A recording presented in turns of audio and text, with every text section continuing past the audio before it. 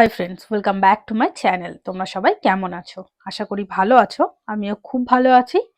Thumbnail দেখে তোমরা সব তো বুঝেই গেছো যে কোথায় যাচ্ছি। অনেক দিন পর নর্থ বেঙ্গল যাচ্ছি। কোথায় কোথায় ঘুরলাম সব তোমাদের সাথে শেয়ার করব, তাই ভিডিওটা শেষ পর্যন্ত দেখার অনুরোধ রইল। এখন হাওড়া ময়দান থেকে হাওড়ায় এসে স্টেশনে ট্রেনের জন্য ওয়েট করছিলাম। আমাদের ট্রেন ছিল 6:30টায়, আর আমরা একটু আগেই এসে গেছিলাম। তারপরে আমাদের ট্রেন চলে আসে। ট্রেনে উঠে সবাই সবার জায়গা দেখে নিয়ে বসে পড়ি। ট্রেনও সময় মতো ছেড়ে দেয়। অনেকটা পথ অতিক্রম করে চলে আসি এনজিপি স্টেশনে। ট্রেন সময়ের আগেই একটু এনজিপি স্টেশনে চলে আসে, তাই প্ল্যাটফর্মে দিনের আলো ফোটা পর্যন্ত ওয়েট করছিলাম। তারপরে একটু আলো ফুটতেই কি দেখলাম দেখো, সামনেই কাঞ্চনজঙ্ঘা। কিছুদিন আগে অনেক পোস্টে দেখেছিলাম যে শিলিগুড়ি থেকে এনজিপি স্টেশন থেকে নিয়ারেস্ট কিছু জায়গা থেকে কাঞ্চনজঙ্ঘা দেখা যাচ্ছে। আজ নিজের চোখেই দেখা হয়ে গেল এক অদ্ভুত সুন্দর দৃশ্য। তার মধ্যেই আমাদের আগে থেকে বুক করা গাড়ি চলে আসে আমাদের নিতে এনজিপি স্টেশনে। তারপর গাড়িতে উঠে বেরিয়ে পড়ি ভ্রমণের উদ্দেশ্যে। আমরা যেহেতু অনেক সকালে এনজিপি পৌঁছাই, তাই কিছু সাইট সিন করে তারপর যাব হোটেলে। তো চলো দেখাই প্রথম কোন স্পটে গেলাম।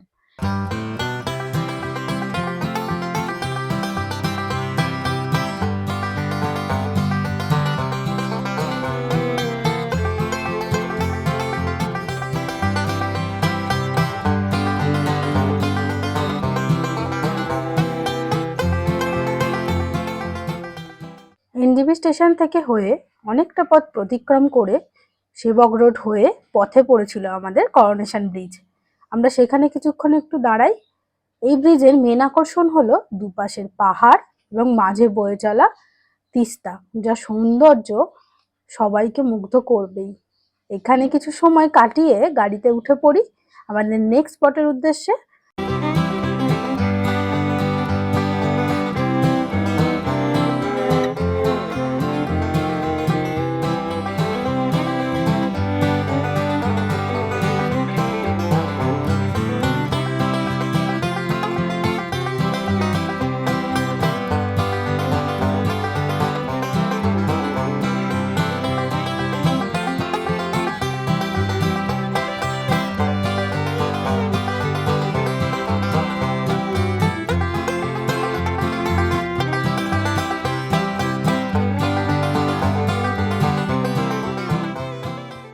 কিছুক্ষণের মধ্যেই অনেকটা পথ অতিক্রম করে ফেললাম এই পাহাড় ঘেরা সৌন্দর্য দেখতে দেখতে।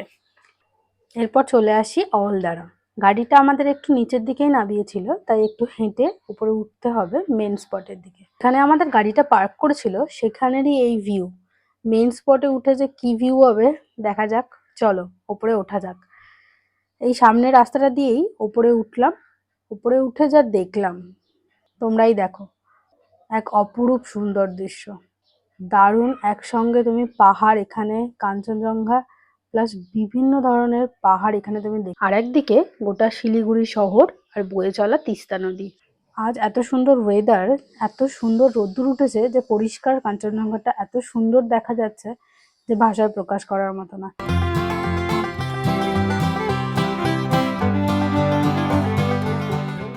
সত্যি কথা বলতে এইরকম ভিউ এর জন্যই আমরা পাহাড়ে ঘুরতে আসি। কি দারুণ লাগছে তাই না?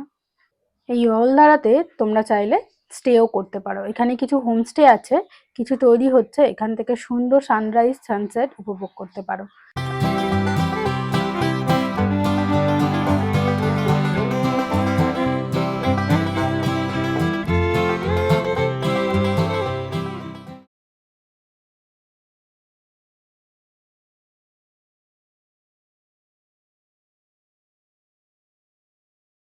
এখানে এলে এই মোমোটা মাস্ট ট্রাই। এত সুন্দর খেতে যে অন্য কোথাও টেস্ট এরকম পাবেই না। মোমো লাভারদের বেস্ট লাগবে।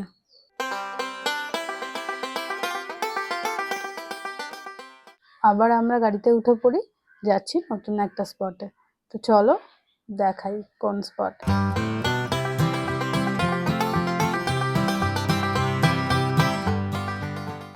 কিছুটা পথ পেরিয়েই চলে আসি আমরা নামথিং পুকুরি। এই পুকুরটাতে শুধু বর্ষাকালেই জল থাকে, তাই এখন পুরোটাই শুকনো। আর এখানে একটা ছিল হনুমানজির মূর্তি, আর ছিল পাইন গাছের ফরেস্ট, আর ছিল একটা মস্ত বড় শিলা। এখানকার মানুষজনরা এখানে ভগবান মেনে এই শিলাটাকে পুজো করে থাকেন।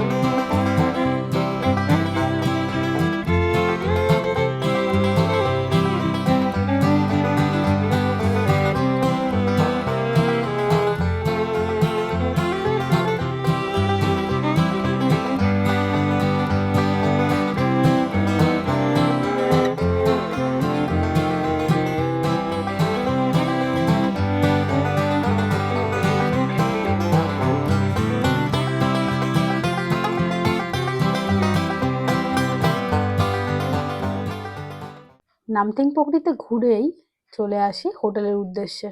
এতগুলো স্পট ঘুরে অনেকটা সময় কেটে গেছে, তাই এবার হোটেলে গিয়ে ফ্রেশ হয়ে রেস্ট নিয়ে খাওয়া দাওয়া করে আবার বেরোবো সাইট সিনে। এরপর কোথায় কোথায় গেলাম দেখতে হলে দেখতে হবে এর নেক্সট ভিডিওটা। আর এই চ্যানেলটাকে অবশ্যই সাবস্ক্রাইব করে নিও এবং পাশে থাকা বেল আইকনটি প্রেস করে দিও, যাতে আমি ভিডিও আপলোড করার সাথে সাথেই তোমাদের কাছে পৌঁছে যাই। কথা বলতে বলতে চলে এসেছি আমাদের হোটেলে।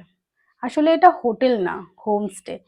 এই হোমস্টেটা যার, তিনি এবং তার ফ্যামিলি এত ভালো, এত পোলাইট, এখানে থেকে আপনাদের সবার খুব ভালো লাগবে। এখানে খাওয়া দাওয়া এবং জলের ব্যবস্থা খুব সুন্দর এবং পরিষ্কার। আর এই হোমস্টের প্রতিটা রুম থেকে এরকম সুন্দর ভিউ তোমরা দেখতে পাবে। এই হোমস্টের ডিটেলস জানতে চাইলে আমি নেক্সট ব্লগে দিয়ে দেবো। আরও নতুন ঘোরার ভিডিও নিয়ে আসছি নেক্সট ব্লগে। তো চলো, টাটা।